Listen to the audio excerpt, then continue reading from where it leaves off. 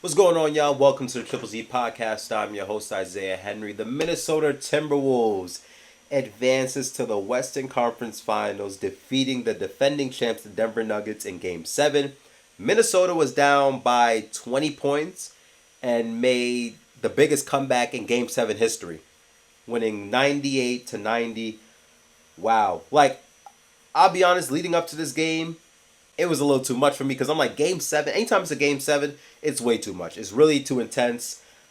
But I was locked in, of course, and I said the day before, if either team gets down by like 15, 20 points, I would low-key panic. I would panic. I had Denver winning this game, but I knew that it was anybody's game because anytime you're in a Game 7, it's 50-50.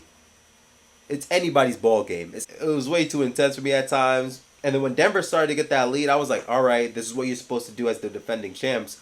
But then Minnesota, especially in that third quarter, Anthony Edwards started to go off a little bit. Their defense, Minnesota has the best defense. Like, Minnesota and the Mavericks, their defense is elite.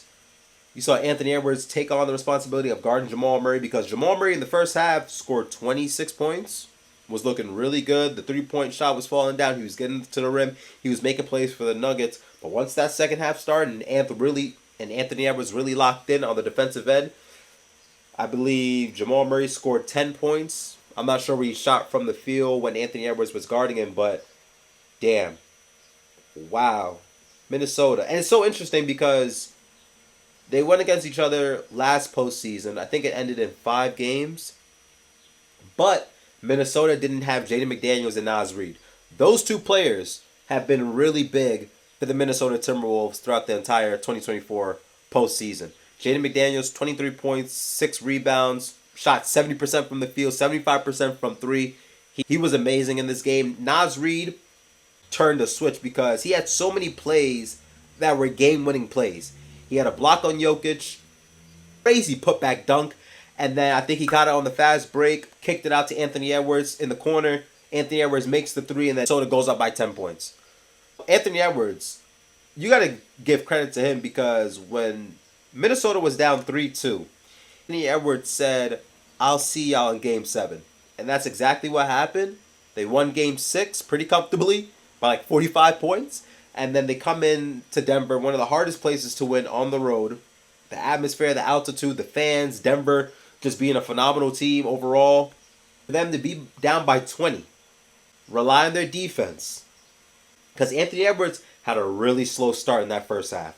Had a really slow start because Denver was sending the double team, forcing Anthony Edwards to really kick it out to his teammates and not have the ball in his hands as much. You saw Minnesota do the same to Nikola Jokic, but I thought out of both teams' strategies to double team the best player, it worked more in Minnesota's favor. Because as soon as Jokic touched the ball, there's instantly a man coming to double team him. Instantly. And then when he kicks it out, gets it back, you just see whatever Minnesota Timberwolves player it is, whether it's Jaden McDaniels, Nickeil Alexander-Walker, Anthony Edwards, Mike Conley, they made sure as soon as Jokic gets the ball, we're double teaming hard. It's not a soft double team, it's an aggressive double team to get the ball out of his hands and make the others beat us in this game because we know our defense against Jokic is really working right now. So Minnesota, their defense has been great. They've relied on it, and when they were down 20, when you're down 20, you have to rely on your defense, and then your offense will start to come alive. Because in Game 2, when Minnesota had one of the best defensive games I've ever seen, their defense was leading into their offense a lot in that Game 2. And that's what you saw here in Game 7 in Denver. Minnesota was down 20, but they worked on the defensive end, and then they were starting to get easy points on the offensive side of the ball because that now you have Anthony Edwards getting up under the handle of Jamal Murray, pickpocketing him, cookies, finishing it on the other end. With a dunk, a layup, like getting out in transition. You saw a lot of plays like that. It's interesting because now this is the 6th straight year where we're not going to see a team go back-to-back. Last 4 teams, the Timberwolves, the Mavericks, the Celtics, and the Indiana Pacers. One of those 4 teams are going to win a championship. And the main guys on those teams, Anthony Edwards, Doncic, Jason Tatum, Tyrese Halliburton, one of those 4 players are going to get their first ring as the best player on their team. I'm looking forward to that. I'm really looking forward to that because we're starting to see the new generation really pick up the pace a little bit. You know, LeBron, KD, Steph, Kawhi, those guys are out of the playoffs and they're getting a little bit older, but we know their time is coming. They still have a couple of years to be dominant, but their years of retiring, it's right around the corner. It's closer than you think. So this new generation, Anthony Edwards, Jason Tatum, Luka, Tyrese Halliburton, like all these young guys, they're in a position where they can win their first championship. And I just love the idea. I love the idea of that. Anthony Edwards has been a straight baller. A straight baller in these playoffs. An absolute dog. He is the real thing. Denver, though, one thing in the offseason, they got to work on that bench. They got to work on that bench. Like Christian Brown, Justin Holiday, they had their moments, but it was not consistent.